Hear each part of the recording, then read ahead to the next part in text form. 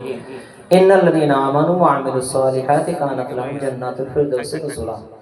وقال رسول الله صلى الله عليه وسلم في حديث المباركة الكيس من دان نفسه من الباب الموت।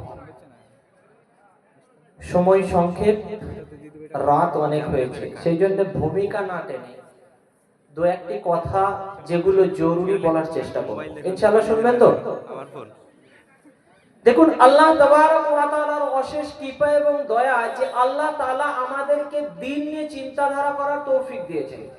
যে সময় বর্তমান পরিস্থিতিতে বিভিন্ন জনা বিভিন্ন রকম আলোচনা করছে, সেই সময়ে আল্লাহ তাবারক ওয়া তাআলা শীতের রাত্রিতে এশার পরে আল্লাহ রাসূল সম্পর্কে কিছু শোনার তৌফিক দিয়েছেন। সেই আল্লাহ শুকরিয়া স্বরূপ বলে আলহামদুলিল্লাহ। বর্তমান পরিস্থিতিতে গোটা বিশ্ব যখন এগিয়ে চলেছে, আমরা তখন পিছে। কাজী নজরুল ইসলাম বলে গেছেন, সেই নজরুল ইসলাম একটা কবিতায় বলছেন, আমি হব সকাল বেলার পাখি, সবার আগে কুসুম বাগে উঠবো আমি ডাকি।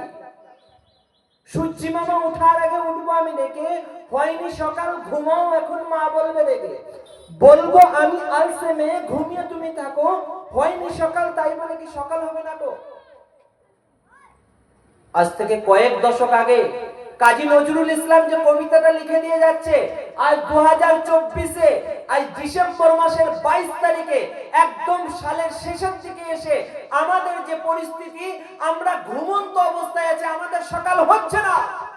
আমাদের মসজিদ ভেঙে গুড়ি দেওয়ার আলোচনা হচ্ছে, আমাদের সকাল হচ্ছে না।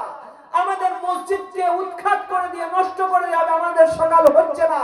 আমাদের কবরস্থান ভেঙে দেওয়া হবে, আমাদের সকাল হবে না। আমাদের বাড়ি গুড়িয়ে দেওয়া হবে, আমাদের সকাল হবে না। আমাদেরকে পড়াশোনা থেকে, শিক্ষা থেকে, ইলম থেকে, তালিম থেকে দূরে রাখা হচ্ছে। কাঁধে ব্যাগ দিয়ে দেওয়া হচ্ছে, স্কুল যাও ডিগ্রি দেবো, পড়তে হবে না, তবুও আমাদের সকাল হচ্ছে না। চিকিৎসার নামে ভুল চিকিৎসা হচ্ছে, তবুও আমাদের সকাল হচ্ছে না। একজন ব্যক্তি তার কলিজার টুকরা, নয়নের মণি, নিজের কন্যা সন্তান, প্রত্যেকটা বাপের কাছে প্রিয়, সেই কন্যা সন্তানকে তিল তিল করে বড় করে ডাক্তারি পড়াচ্ছে, আরজি করাতে সে ডাক্তার, কিন্তু নির্মম নৃশংস হত্যাকাণ্ড হচ্ছে, আমাদের সকাল হচ্ছে না। রাত আমাদের শেষ হচ্ছে না, ঘুম আমাদের চোখ থেকে দূরীভূত হচ্ছে না, শীত আমাদের শরীর থেকে যাচ্ছে না, রক্ত আমাদের শরীরের মধ্যে জমাট বেঁধে গেছে, আমরা বেঁচে আছি তার প্রমাণটুকু নাই। আমরা বেঁচে আছি কখন?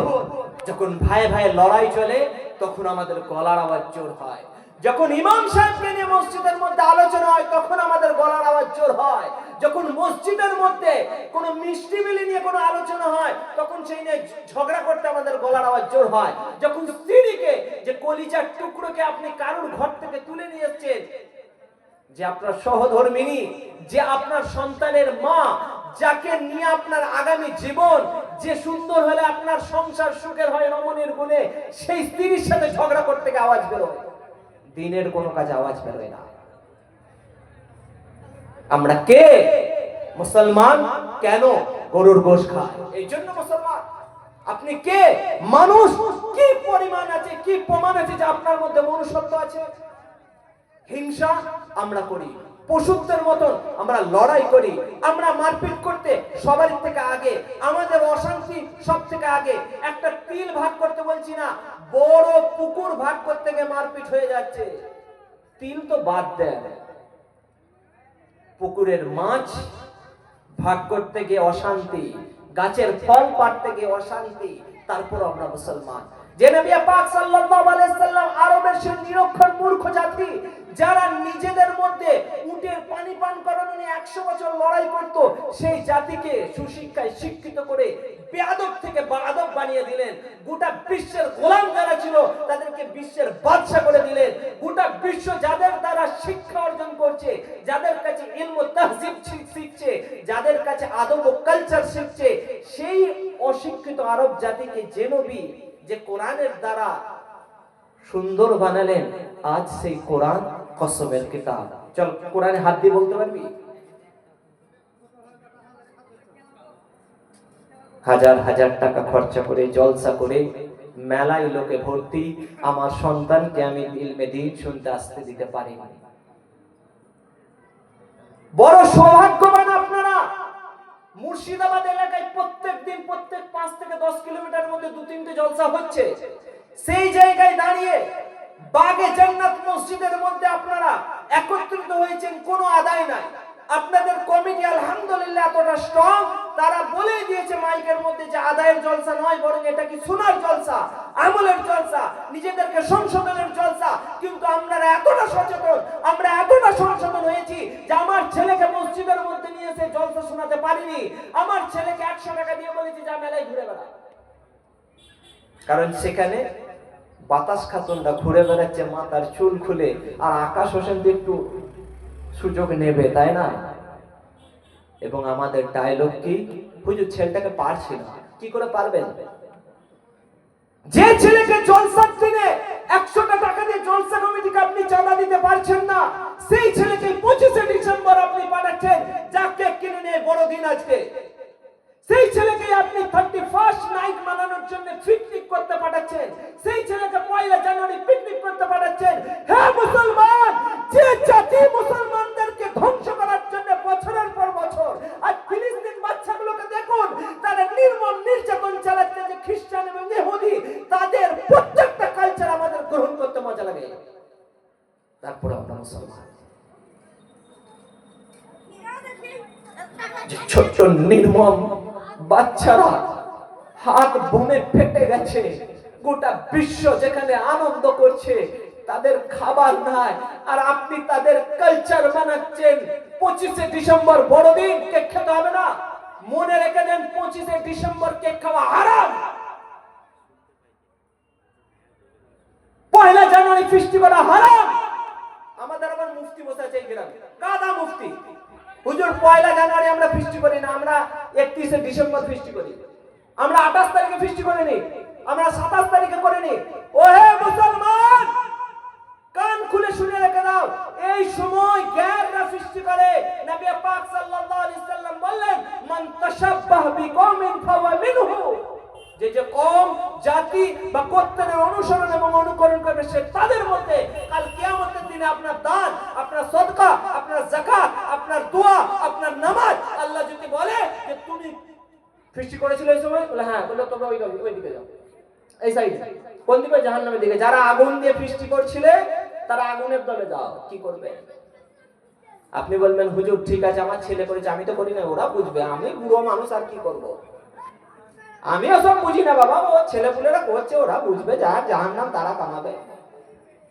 মনে রেখে দেন, নবী পাক সাল্লাল্লাহু আলাইহি সাল্লাম বললেন, কুল্লুকুম রাইন ওয়া কুল্লু মাসউলুন আন রাইয়াতিহি। তোমরা প্রত্যেকেই জিম্মেদার এবং তোমার অধীনস্থদের ব্যাপারে জিজ্ঞাসা করা হবে। মাকে জিজ্ঞাসা করা হবে সন্তানের জন্য, পিতাকে জিজ্ঞাসা করা হবে স্ত্রীর জন্য, জিজ্ঞাসা করা হবে তার সন্তানের জন্য, জিজ্ঞাসা করা হবে। আপনি বাড়ির মুরব্বি, আপনি বাড়ির জিম্মেদার, আপনার ছেলে বেদিন হয়ে ঘুরে বেড়াচ্ছে, আপনার ছেলে গুনার কাজের মধ্যে লিপ্ত, আর আপনি নাকে সরষের তেল দিয়ে ঘুমোচ্ছেন। আখিরাতের হিসাব বাদ দেন, দুনিয়ার নিয়ম, যদি ছেলে অন্যায় করে বাপকে পুলিশ ধরে নিয়ে যাবে কি যাবে না? তোমার ছেলে কি করছিল তুমি দেখোনি কেন? পুলিশ তো বাদ দেন, গ্রামের মোড়লও ধরে নিয়ে এসে পিটবে। বড় লজ্জা লাগে, যেখানে ওয়াকফ বিল নিয়ে আসছে মসজিদ ভাঙার জন্য, যেখানে বিভিন্ন রকম অশান্তিমূলক কার্যকলাপ চলছে, যেখানের মধ্যে শিক্ষার নামে দুর্নীতি চলছে, যেখানের মধ্যে চিকিৎসার নামে দুর্নীতি চলছে, যেখানে সত্য কথা বলার আমার হিম্মত নাই, সেই জায়গায় দাঁড়িয়ে কাপুরুষের মতন ভীত হয়ে আমরা আজও বসে আছি এবং আমরা অপেক্ষায় আছি কোন ইমাম মেহেদী আসবে, ঈসা আলাইহিস সালাম আসবে, আমাদেরকে নাজাত দেবে। কান খুলে শুনে রেখে দেন, আমাদের ঈমানের যা পরিস্থিতি, আমরা ইসলাম থেকে যতটা দূরে, যদি আল্লাহর আযাব আসে, আল্লাহ হেফাজত করো, সর্বপ্রথম আযাব আমাদের উপর আসবে। কিসের মুসলমান? আজ মুসলমান মুসলমানের মধ্যে দাঙ্গায় লিপ্ত, আজ মুসলমান মুসলমানের মধ্যে থানায় গিয়ে কোর্ট কেস করছে, আজ মুসলমান বাড়ির বউ নিজের কাপড় ছিঁড়ে দিয়ে দেওয়ারের নামে কেস করতে দ্বিধাবোধ করে না, তারপরে আমরা মুসলমান। কবে সংশোধন হবে? কবে সেই কবিতার কবির ন্যায় সেই কথা কবে আমাদের সমাজে ফুটে উঠবে? আমাদের দেশে হবে সেই ছেলে কবে কথাই না বড় হয়ে কাজে বড় হবে, মুখে হাসি মুখে বলতে যে বড় মন, মানুষ হইতে হবে। তারপর সুশিক্ষায় শিক্ষিত হওয়ার সাথে সাথে ভালো মানুষ যদি না হতে পারি, আমার মধ্যে থেকে যদি পশুত্বর গুণ দূর করতে না পারি, আমি যদি আল্লাহ আল্লাহ রসুলের পথে চলতে না পারি, আমি যদি কোরআন না জানি, আমি যদি কালাম না জানি, আমি যদি নামাজ না জানি, আমার যদি আখলাক নবীর তরিকায় না হয়, আমি কিসের মুসলমান? যে নবী পাক সাল্লাল্লাহু আলাইহি সাল্লাম বললেন, ইন্না খিয়ারাকুম আহসিনুকুম আখলাক, তোমাদের মধ্যে সর্বোত্তম ব্যক্তি সে যার আখলাক ভালো। কোথায় আমার আখলাক ভালো? মারছে মুসলমান, মরছে মুসলমান। গুলি করেছে কে? আব্দুল সত্তার। কাকে করেছে? আব্দুল জব্বারকে। কোর্টে নিয়ে গেছে কে? আব্দুল করিম। উস্কানিমূলক কথা বলেছে কে? আব্দুল খালেক। সবকটা মুসলমান। নাচাচ্ছে কে? অমুক সাহেব। কবে শিখবে? যে কথা আমার আগে জানাব হযরত মাওলানা মুফতি মুসা সাহেব কথা বলছিলেন যে তওবাকারীকে আল্লাহ তাবারক ওয়া তাআলা পছন্দ করেন, আর তার আগে উনি কথা বলছিলেন শিক্ষার বিষয়ে। আর জাতিকে শিক্ষার জন্য আমরা কি করেছি? যে আল্লাহ তাবারক ওয়া তাআলা আমাদেরকে কোরআন দিলেন, যে আল্লাহ তাবারক ওয়া তাআলা আমাদেরকে ইসলাম দিলেন, যে আল্লাহ তাবারক ওয়া তাআলা পূর্ণাঙ্গ জীবন ব্যবস্থা আমাদের সামনে তুলে ধরলেন। গ্যারদের সামনে দেখা যাচ্ছে যে মুসলমান মুসলমানের মধ্যে বিভেদ করছে, মুসলমান মুসলমানের মধ্যে অন্যায়ের ভাবে একে অপরের উপর জুলুম করছে। যে নবী পাক সাল্লাল্লাহু আলাইহি সাল্লামকে আল্লাহ তাবারক ওয়া তাআলা হুকুম দিলেন, তা'মুরুনা বিল মা'রুফ ওয়া তানহাউনা আনিল মুনকার, তোমরা সৎ কাজের আদেশ করো এবং অসৎ কাজ থেকে বিরত রাখো। আজ গ্রামগঞ্জে কেউ যদি অন্যায় করে, যে অন্যায় করছে তার পক্ষে লোক 1000টা, যে মজলুম তার সাপোর্টে কেউ নাই। আছে আছে কেউ সাপোর্টে? কেউ সাপোর্টে নাই। সেই জন্য ভাই, এই ঘুমন্ত জাতিকে যদি জাগ্রত হতে হয়, এই আমাদের আওয়াজ যদি দিল্লি পর্যন্ত পৌঁছাতে হয়, বরং দিল্লি নয় গোটা বিশ্বের মধ্যে ইসলামের ধ্বনিকে যদি বুলন্দ করতে হয়, সর্বপ্রথম আমাকে যেটা করতে হবে সেটা লড়াই নয়, সর্বপ্রথম আমাকে যেটা করতে হবে সেটা লাঠি ধরা নয়, সর্বপ্রথম আমাকে যেটা করতে হবে বিধর্মীয় অত্যাচার নয়। প্রথমে আমাকে মুসলমান হতে হবে। আর আমাকে মুসলমান হতে গেলে আমাকে সুশিক্ষায় শিক্ষিত হতে হবে। আমাকে মুসলমান হতে গেলে আমাকে আল্লাহ আল্লাহ রসুলের পথে চলতে হবে। আর আমাকে মুসলমান হতে গেলে আমাকে জালিম হওয়া থেকে বাঁচতে হবে। কারণ নবী পাক সাল্লাল্লাহু আলাইহি সাল্লাম বললেন, ইরহামু মান ফিল আরদ ইয়ারহামকুম মান ফিস সামা, যে দুনিয়া বালের উপর দয়া প্রদর্শন করে, আসমান বালারা তার উপর দয়া প্রদর্শন করে। আজ মুসলমান মিথ্যা বলতে পারে না, আর মুসলমান ধোঁকা দিতে পারে না, আজ মুসলমান অন্যায় করতে পারে না। কিন্তু বড় আফসোসের বিষয়, ভুল করে যদি মোবাইলে একটা রিচার্জ চলে আসে, রিচার্জ, সেই টাকা ফেরত দিতে গায়ে লাগে। আমাদের মতো অন্যায় ভাবে জিলাপির দোকানে দাঁড়িয়ে যদি ভুল করে 100 গ্রাম জিলাপি বেশি দিয়ে দেয়, সেই জিলাপির টাকা আমরা দিই না। তোমাকে 1 কিলো দিতে বলেছি, তুমি 100 গ্রাম দিলে কেন? আঙ্গুরের সিজনে ফলবালার দোকান থেকে 2-4টা আঙ্গুর খাওয়া ফ্রি, বাদামের দোকানে 2-4টে বাদাম খাওয়া আমাদের জন্য জায়েজ। হয়ে মুসলমান আপনি কবে জানবেন? বয়ান আপনারা অনেক শুনেছেন, হুজুর আছেন, বলবেন, আমিও কথা বলতে আসিনি। আমাদের যে আক্ষেপ, আমাদের যে ব্যথা, যে ব্যথায় আমরা ব্যথিত, বরং আমরা যেখানে দাঙ্গা করতে লেগেছি, আমরা হিন্দু মুসলিম খ্রিস্টান ইসাইতে নয়, বরং আমরা বিভেদ হয়ে আছি। ও সুন্নি, ও দেওবন্দি, ও বেরেলি, ও লম্বা টুপি, ও মসজিদের কমিটির দলের লোক, আমি ক্যাশিয়ারের দলের লোক, ও ওই পন্থী, এই পন্থী।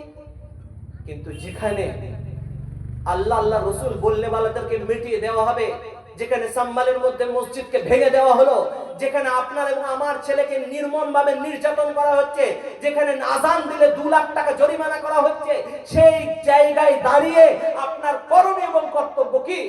বলে হুজুর চলুন কালকে দমকলকে ঘেরাও করি। আমরা তো এতটুকুই শিখেছি, ঘেরাও করাটা উপায় নয়, বরং তার থেকে বড় উপায় সংসদে পার্লামেন্টে যাওয়ার জন্য ফিকির করুন। যেখানে দিনদার ব্যক্তি আসাদুদ্দিন ওয়াইসির মতন বাঘের বাচ্চার মতন পার্লামেন্টে দাঁড়িয়ে চোখে চোখ রেখে কথা বলবে, আমাদের সাথে জুলুম হচ্ছে, আমার সংবিধান আমাকে অধিকার দিয়েছে, সেই বাঘের বাচ্চা তৈরি করুন। যে বেঞ্চে বসে 10টা আইপিএস অফিসার যেখানে সই করছে এবং এনআরসির বিরুদ্ধে বা এই ওয়াকফ বিলের বিরুদ্ধে যেখানে ফয়সালা হচ্ছে, সেখানে 10টা আইপিএস পাঠান দিনদার মুসলমান, তবে জানবেন জাতি চেঞ্জ হবে। এই হাঙ্গামা করে, আন্দোলন করে, নির্যাতন আমার রাসূল শিখায়নি। আপনি জোশে আসবেন, জোশে এসে প্রতিবেশীকে হক নষ্ট করবেন, গ্যার কমদের মধ্যে অত্যাচার করবেন। এখানে মনে রেখে দেন, আমি আগের দিনে জলসাতেও বলেছি, এখানে হিন্দু মুসলমানের কোনো লড়াই নাই। আমরা সকলেই ভারতীয়, আমরা একসাথে থাকতে চাই, মিলেমিশে বাঁচতে চাই। এখানে কোনো হিন্দু মুসলমানের লড়াই নাই। হিন্দু মুসলমানের লড়াই দেখানো হচ্ছে, অ্যাকচুয়ালি লড়াইটা হক আর না হকে, জালিম আর মাজলুমের। কিছু দুষ্ট ভেড়িয়া, যারা নেকড়ে, যারা হিংস্র, যারা রাজনীতি ক্ষমতায় এসে মানুষের উপর নির্মম অত্যাচার করতে চায়, সেই দুষ্ট লোকের সাথে আমাদের নিরীহ ভারতীয়দের লড়াই। এখানে কোনো ধর্মের লড়াই নয়, কোনো জাতির লড়াই নয়। আমরা এতটা মূর্খ, এতটা নির্বোধ যে আমরা মোবাইলের মধ্যে একটা পোস্ট পেলে আমরা সেটার সততা যাচাই করি না। আমার জজবাতকে নিয়ে যখন খেলা হচ্ছে, তখন আমরা পোস্টটা পেলেই সঙ্গে সঙ্গে শেয়ার করতে দ্বিধাবোধ করি না। পরের দিন দেখা যাচ্ছে ডোমকল থানায় এতটা মুসলমান গ্রেফতার, কারণ ঘটনাটা সত্যই নয়। 10 বছর আগের কোনো ঘটনা থেকে উৎসাহমূলক কোনো ঘটনাকে পোস্ট করা হচ্ছে আর লিখে দেওয়া হচ্ছে অমুক জায়গাটা ভেঙে দেওয়া হলো, মুসলমানদের উপর নির্যাতন হলো, মন্দিরে এই হলো, মসজিদে ওই হলো, আর আপনি আমি তার সততা যাচাই না করে বোকার মতন সেটা পোস্ট করলে নেকি হবে না, আপনাকে জেলে পড়তে হবে। মুসলমান জাগুন। যে মোবাইলে কোনো ফটো এলে সেটাকে পোস্ট করতে হবে নয়, বরং ইগনোর করুন, নিজে প্রস্তুত হন। কিভাবে প্রস্তুত হবে? লাঠি সোটা নিয়ে নয়, লড়াই করা নয়। আপনাকে জ্ঞানী হতে হবে, আপনাকে যোগ্যতা বানাতে হবে, আপনাকে আইপিএস অফিসার হতে হবে, আপনাকে ডিএম হতে হবে, আপনাকে এসপি হতে হবে। আপনি সেই যোগ্যতাই নিজেকে বানান। নিজে হতে পারেন না, সন্তানকে বানান। যদি সন্তানকে বানানোর ক্ষমতা না থাকে, মহল্লা থেকে মসজিদ বানিয়েছেন, মহল্লা থেকে মাদ্রাসা বানাচ্ছেন, মহল্লা থেকে মক্তব বানিয়েছেন, মহল্লা থেকে বিভিন্ন রকম কাজ করছেন, মহল্লার ফান্ড তৈরি করুন, যেখানে আমাদের জাতির ছেলেরা যে মাস্টার হবে সে পড়ুক, যে ডাক্তার হতে চাইছে সে পড়ুক, তার পড়ার ব্যবস্থা করুন। যে মাদ্রাসায় পড়বে তাকে মাদ্রাসার যেমন আমরা ব্যবস্থা করেছি, অনুরূপভাবে এলাকায় ফান্ড তৈরি করুন। সেই ফান্ড থেকে আমার এলাকার ছেলে যে ভালো পড়ছে তাকে আইপিএস অফিসার তৈরি করবো, তার জন্য গ্রাম ফান্ডিং করবে। যদি না জাগে, আপনাকে আমাকে মিটিয়ে দেওয়া হবে। যদি এখনো না জাগে, যদি ভাবে যে ওই 2 বিঘে জমি ছিল মোর, 2 বিঘে ভূমি, বাকি সবই গেছে ঋণে, বুঝে চৌপেন এ জমি লইব কিনে। 2 বিঘে জমিতে রবীন্দ্রনাথ ঠাকুর বলে গেছিল, এখন বর্তমান পরিস্থিতিতে আর মসজিদে তালা লাগবে না, জায়গাটাকে আত্মসাৎ করে নেবে। আর গ্রামের মধ্যে নষ্ট করবে না, পুরো গ্রামকে আউট করে দেবে। যে দুধ দিয়ে কালসাপ পুষেছিলেন আপনারা, আপনাদের রাজনীতির নেতা, সেই নেতা এখন উগলে দিয়েছে যে মুর্শিদাবাদ, মালদা, দিনাজপুরের লোকেগুলো এরা সব অন্যদিকে, বাকি সব আপনারা বোঝেন। আপনি কোন পার্টি করবেন আপনার ব্যক্তি স্বাধীনতা, যাকে খুশি করুন। আপনি কোন রাজনীতি দলে ভোট দেবেন আপনার যাকে খুশি করুন। আপনার নেতা কাকে চয়েস করবেন আপনি যাকে খুশি করুন। যখন ইসলাম নিয়ে কথা হবে তখন আপনি মুসলমান, যখন আল্লাহ রাসূল নিয়ে কথা হবে আপনি মুসলমান, যখন কোরআন নিয়ে কথা হবে আপনি মুসলমান। আপনি তৃণমূল নয়, আপনি সিপিএম নয়, আপনি বিজেপি নয়, আপনি কোন দলের নয়, আপনি প্রথম মুসলমান, তারপর অন্য কোন দলের লোক। আপনি যাকে খুশি ভোট দেন, আপনি যে পার্টির করেন আপনি প্রচার করেন, কিন্তু আপনি আগে মুসলমান। আর যদি না করেন, খোদার কসম করে বলছি, আগামী দিন আপনি মারা যাবেন, আপনার কবরের ঠিক পর্যন্ত থাকবে না, নিয়ে পুড়িয়ে দেওয়া হবে না, কোথা ফেলে দেওয়া হবে। আর যদি ভাবেন এইভাবে জীবন যাবে, সরষে আবাদ করব, গম আবাদ করেছি, এরপরে পাট আবাদ করব, সকালবেলায় ঘুম থেকে উঠে মাঠে যাব, আবার আসবো, একটু মসজিদে দোয়া জিকির করব, এইভাবে জীবন পার হবে। খোদার কসম করে বলছি, আপনি দিন না হয়ে কবরে যাবেন, আপনার মারা যাবেন, আপনাকে দাফন করা হবে, 1 বছর পরে আপনার লাশ তুলে ফেলে কলকাতায় পাঠিয়ে দেওয়া হবে। কি আপনার এলাকায় হয় না? হয়নি? যদি এখনো না জাগেন, যদি এখনো ঘুম না ভাঙে, যদি এখনো আপনি না জাগেন, আল্লাহ রাসূলের কথা যদি নিজের সন্তানকে না শিখান, সন্তানকে দিনদার না করেন, তাহলে জোম্যাটোতে অর্ডার দেবে আর চিকেন খাবে, বলবে বিসমিল্লাহ বলে এইদিকে জবাই করাও যা আর এইদিকে ঠুকে মেরে দেওয়া তাই, মাথাটা তো আলাদাই হচ্ছে, খাওয়া হালাল হবে না কেন? কি ভুল বলছি? আপনি প্রশ্ন আপনাকে শুধু নয়, প্রশ্ন আমাকেও করা হয়েছিল।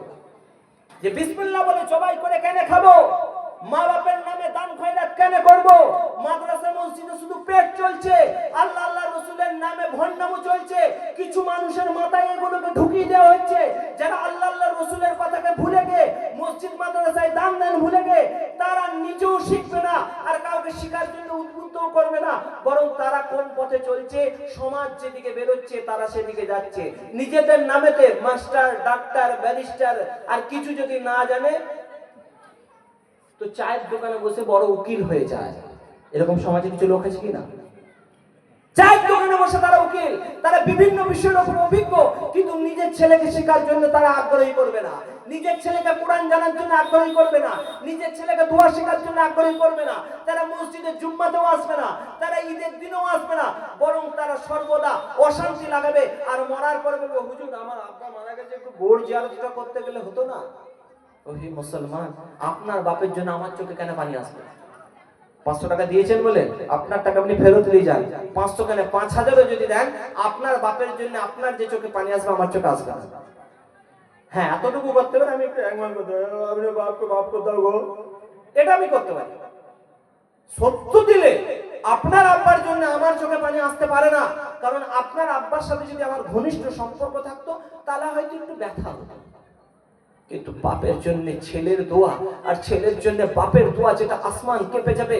আপনার ছেলেকে ডাক্তার করছেন, করেন আলহামদুলিল্লাহ, আপনার ছেলেকে মাস্টার করছেন, করেন আলহামদুলিল্লাহ, আপনার ছেলে 3টে দোয়া পড়ে বাপের জানাজাটা পড়াতে পারবে না?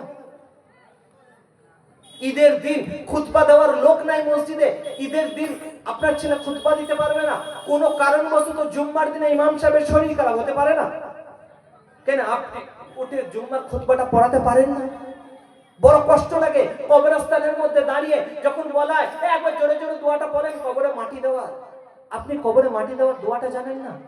আপনি গোসল করার সুন্নত ফরজ ওয়াজিব তো বাদ দেন, গোসলের ফরজ জানেন না? তারপর আপনি মুসলমান, আপনি বিয়ের দিনে কি করতে হয় জানেন না? মসজিদের মধ্যে দেখা যায় বর যাচ্ছে, যে গ্রামে বিবাহ হচ্ছে, হয়তো আপনাদের এলাকায় হয় না, আমাদের বর্ধমানে হয়, বিয়ে যাওয়ার পর মসজিদ এলো, মসজিদে এসে করে নিয়ে বাস বিয়ে করতে চলে গেল, কি করতে হয় সেটাও জানেন না। বিয়ের জন্য কি মসজিদ আসা জরুরি কি জরুরি নয় আপনি জানেন না। এসে 2 রাকাত নফল নামাজ পড়ে আল্লাহর কাছে কাঁদতে পারেন সেটাও আপনি জানেন না। সূরা ফাতিহা আপনি জানেন না, খাওয়ার আগের দোয়া আপনি জানেন না, বাথরুম যাবার দোয়া আপনি জানেন না, আপনি সালাম করার সময় পুরো সালাম কি করে বলেন? আসসালামু আলাইকুম, আসসালামু আলাইকুম, আসসালাম, আপনি পুরো আসসালামু আলাইকুম ওয়া রাহমাতুল্লাহি ওয়া বারাকাতুহু জানেন না। মুসাফা করার সময় দোয়া ইয়াগফিরুল্লাহু লানা ওয়া লাকুম আপনি জানেন না। আপনি বিয়ে করার সময় ইমাম সাহেবকে বলে দেওয়া হচ্ছে বলুন আলহামদুলিল্লাহ আমি কবুল করলাম, তো আলহামদুলিল্লাহ কবুল, ওটাও জানে না, তারপর আপনি মুসলমান।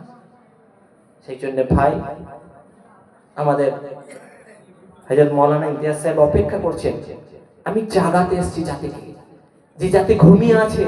ঘুমন্ত বাঘ ভালো জিনিস, কিন্তু ঘুমন্ত কুকুর ভালো নয়, কারণ শীতের দিনে যদি নিজেকে আপনি ওই ঘুমন্ত ভাবেন, পাশ দিয়ে পেরিয়ে গেলে অলস যদি হয়ে থাকেন, অলসের কোনো ওষুধ নাই আছে পৃথিবীতে? অলসের কোনো ওষুধ আছে? সেই জন্য ভাই পৃথিবীর মধ্যে যদি টিকে থাকতে হয় আজকে নিয়ত করুন ইনশাআল্লাহ এই মসজিদকে আবাদ করব। আজকে নিয়ত করুন আমি কোরআন জানি না, আমি কোরআন জানবো। যে কোরআন আল্লাহ তাবারাক ওয়া তাআলা হীরা পর্বতের গুহায় প্রথম আয়াত অবতীর্ণ করেছেন, ইকরা বিসমি রাব্বিকাল্লাযী খালাক, পড়ো তোমার প্রভুর নামে। সেই কোরআন মওতের আগে পর্যন্ত ইনশাআল্লাহ আমি শিখবো, তার মোতাবেক আমল করব। যে কোরআন আল্লাহ তাবারাক ওয়া তাআলা আমলের জন্য পাঠিয়েছিল, যে কোরআন মোতাবেক গোটা বিশ্বকে পরিচালনা করার জন্য পাঠিয়েছিল, সেই কোরআনের যখন কসমের কিতাব হয়ে দাঁড়িয়েছে, সেই কোরআন যখন খতমের কিতাব হয়ে দাঁড়িয়েছে, কেউ মারা গেলে তার শুধু খতম করলেই হয়ে যাবে? আপনি বলেন হুজুর কোরআন খতম কি করতে নাই? ভুল বুঝবেন না, কোরআন খতম করলে সওয়াব পাওয়া যায়, দান সদকা করলে সওয়াব পাওয়া যায়, আপনি কলমা পড়লে সওয়াব পাওয়া যায়, কিন্তু যে সওয়াবটা আপনি লোকের কাছে নিচ্ছেন সেই সওয়াবটা তো আপনিও করতে পারেন। যে কোরআন পড়লে নাকি, শুনলে নাকি, বুঝলে নাকি, না বুঝলেও নাকি, শুধু পড়লেই নাকি, আলিফ লাম মিম 30টা নাকি, সে কোরআন আমরা জানি না। যে কোরআন মোতাবেক আমল করার দরকার ছিল, যে কোরআনের কারণে আরবের সেই জাতি গোটা বিশ্বের বাজারে চমকে গেল, যে আরবের জাতি যে এলাকা দিয়ে গেছে সেই এলাকাকে জয় করে নিয়েছে। আর সেই কোরআন আমাদের কাছে আছে, আর আমরা ভাবছি নবী পাক সাল্লাল্লাহু আলাইহি সাল্লাম জঙ্গে ওহুদে, জঙ্গে বদরের মধ্যে আল্লাহর কাছে দুটো হাত তুলে কাঁদছে, ওগো আল্লাহ, আমার কাছে আজ যা কিছু ছিল 313 জন মুসলিম তোমার দ্বীনের খাতিরের জন্য আজ বদরের ময়দানে আমি নামিয়ে দিয়েছি। এদের কাছে অস্ত্র নাই, এদের কাছে আরোহণ করার ভালো ঘোড়া নাই, যা কিছু ছিল দিয়েছি, আল্লাহ তুমি জয় করো। আমার কাছে যা ছিল নামিয়ে দিয়েছি, এর আগে আমার কাছে কিছু নাই। কিন্তু আমি বা আপনি, আমাদের ঈমান নাউযুবিল্লাহ মিন জালিক এতটা উন্নত যে আজ আমরা ভাবছি নাউযুবিল্লাহ নবীর থেকেও আমাদের দোয়া বেশি কবুল হয়। আমরা মসজিদে বসে দোয়া করব, আল্লাহ ওই যারা ইসলাম নিয়ে ধ্বংস করতে চাইছে আল্লাহ থেকে মিটিয়ে দাও, আর আমরা ঘুমোবো। তারপরেও চাইছি কাজ হয়ে যাবে। এখানে বয়স্করা বসে আছেন, হুজুর চলে এসেছেন, আপনাদেরকে একটা আমি কথা জানতে চাই। আপনার পিঠে চুলকাচ্ছে, পিঠ চুলকাচ্ছে, সেই পিঠটা চুলকানোর জন্য আপনি হাত দিয়ে চুলকালে বেশি আরাম হয় না আপনার নাতিকে যদি বলেন একটু চুলকে দিতে আরাম হবে? হ্যাঁ, নাতিকে বই বেশি হবে বলেছে। নাতিকে বলবেন চুলকে দে, ও দেখবেন ডাইনে চুলকাবে, বলে ডাইনে নয় বাঁ দিকে, বাঁ না একটু উপরে, আর একটু নয় আর একটু নিচে, সঠিক জায়গায় আসবে না। কিন্তু আপনি যদি নিচে চুলকাতেন, হাতটা ঠিক পিঠে দিতেন, যেখানে চুলকাচ্ছে একবার করলে কাজ মিটে যেত। দেখবেন নাতি যদি দুষ্ট শান্ত হয় তো লাস্টে রেখে কি করবে, নখ দিয়ে দাদু ডেলি চুলকাতে বলে। সেই জন্য ভাই আপনি নিজে চিন্তা করুন, আপনি আপনার আব্বা মায়ের জন্য কতটা দান খয়রাত করেছেন। আপনি নিজে চিন্তা করুন, আপনার পূর্বপুরুষেরা যাদের বাড়িতে আপনি বসবাস করছেন, যাদের সমস্ত সম্পত্তি আপনি ভোগ করছেন, তারা দুনিয়া থেকে বিদায় নেওয়ার পরে তাদের জন্য আপনি কি করেছেন? যেদিন মরেছে খানা করেছেন, 4 দিনে কিছু করেছেন, 40 দিনে কিছু করেছেন, কি বছরে একবার কিছু করেছেন, বাস এতটুকুই। তাহলে আপনি মারা যাওয়ার পরে আপনার সন্তানেরা কি করবে? করবে। সেই জন্য নিজে যদি পিঠ চুলকানোর মতো নিজে শেখে, নিজে যদি কোরআন শেখেন, আলহামদুলিল্লাহ আপনারা যোগ্য ইমাম পেয়েছেন। যে ইমাম আপনাদেরকে মাগরিব পড়েও পড়াচ্ছে, বয়স্কদের বাচ্চাদেরকেও পড়াচ্ছে, আপনারা দিনদার হবেন, আমরা দিনদার হব, আমাদের ছেলেরা ডিএম হবে, আমাদের ছেলেরা নেতা হবে, আমাদের ছেলেরা বড় উকিল হবে, আমাদের ছেলেরা এমপি হবে, আমাদের ছেলেরা এমএলএ হবে। তার মধ্যে যখন আল্লাহ আল্লাহ রসুলের ভয় থাকবে, তখন ডোমকল থেকে নলিয়াপাড়ার রাস্তা ভেঙে যাবে না। তখন কোন বিল্ডিং কে সে দেখিয়ে উদ্বোধন করে নেবে না। সে 100 দিনের টাকা বা লক্ষ্মী ভান্ডারের টাকা নেওয়ার নামে যখন নেতা হবে, দিনদার হবে, তার দিলে আল্লাহ আল্লাহ রসুলের ভয় থাকবে, তার মনে কবরের ভয় থাকবে, তার মনে আখিরাতের চিন্তা থাকবে। সে এমএলএ হওয়ার পরও রাস্তা ঠিক কাজ করবে, সে ডিএম হওয়ার পরও রাস্তা ঠিক কাজ করবে। আমাদের দেশে সেই ছেলে তৈরি হবে যে ছেলে কথাই না বড় হয়ে কাজে বড় হবে। আমাদের দেশ সেই সুন্দর দেশ তৈরি হবে। আম্বেদকর যে দেশ চেয়েছিলেন, ভগৎ সিং যে দেশ চেয়েছিলেন, আশফাকুল্লাহ খান যে দেশ চেয়েছিলেন, যেখানে কারাপশন থাকবে না, দুর্নীতি থাকবে না, মানুষের মধ্যে ভেদাভেদ থাকবে না, মিলেমিশে থাকবে। মহাত্মা গান্ধী যে দেশ চেয়েছিলেন, ক্ষুদিরাম বসু যে দেশ চেয়েছিলেন, নেতাজি সুভাষচন্দ্র বসু যে দেশ চেয়েছিলেন, সেই দেশ তৈরি হবে। আর যদি এরকম দুর্দিন চলে, মনে রেখে দিন, কোন নেতা দুর্দিনই করে না, বরং ওরা সুযোগ পেয়েছে তাই ঘুষ নিয়েছে, আমি সুযোগ পাই না তাই ভদ্র। আল্লাহ তাবারক ওয়া তাআলার হাবিব সাল্লাল্লাহু আলাইহি ওয়াসাল্লাম যে কথা বললেন, আল কাইয়িসু মান দানা নাফসাহু ওয়া আমিলা লিমা বাদাল মাউত, প্রকৃতপক্ষে জ্ঞানী ব্যক্তি সে যে মৃত্যুর পরের জীবনের জন্য উপার্জন করে। আমি কোরআনে যে আয়াতটা বলেছি, ইন্নাল্লাযীনা আমানু, নিশ্চয়ই যারা ঈমান নিয়ে এসেছে, ওয়া আমিলুস সালিহাত, আর নেক কাজ করেছে, কানাত লাহুম জান্নাতুল ফিরদাউস নুজুলা, তাদের মেহমানদারির জন্য, তাদের আতিথেয়তার জন্য, তাদের গেস্ট হিসেবে আল্লাহ জান্নাতুল ফিরদাউস দেবে। যে জান্নাতের যে বর্ণনা ইনশাআল্লাহ হুজুর বলবে। নেক কাজ মানে শুধু নামাজ পড়া নয়, আল্লাহ আল্লাহ রসুলের হুকুম মোতাবেক যে কাজ করবেন সেটাই নেক কাজ। কিন্তু যে কাজের সাথে আপনার লোক দেখানি হবে, যদি লম্বা নামাজ পড়েন লোকে ভালো বলবে, মনে রেখে দেবেন এটা শিরকে কাফি বা শিরকে আসগার, এটা সওয়াব আপনি পাবেন না, আখিরাতে আপনার কিচ্ছু থাকবে না। কিন্তু ভালো কাজ করেন, আল্লাহ আল্লাহ রসুলের জন্য, সন্তানকে নেক করুন, সৎ করুন, সুশিক্ষায় শিক্ষিত করুন, দ্বীনি শিক্ষার সাথে দুনিয়াবী শিক্ষা দেন, কোনো অসুবিধা নাই। কিন্তু যদি ভাবেন ছেলে মাধ্যমিক দেন তারপরে হবে, ছেলে যতক্ষণ ছেলে আছে ততদিন শেখাতে পারে, কিন্তু ছেলে যখন সাপ হয়ে যাবে তখন আর আপনি শিখাতে পারবেন না, কারণ ষাঁড়ের গুঁতো খেতে হবে। আল্লাহ তাবারক ওয়া তাআলা বলার থেকে শোনার থেকে আমল করার তৌফিক দান করুন। ওয়া আখিরু দাওয়ানা আলহামদুলিল্লাহি রাব্বিল আলামিন। আসসালামু আলাইকুম ওয়া রাহমাতুল্লাহি ওয়া বারাকাতুহু। আলহামদুলিল্লাহ।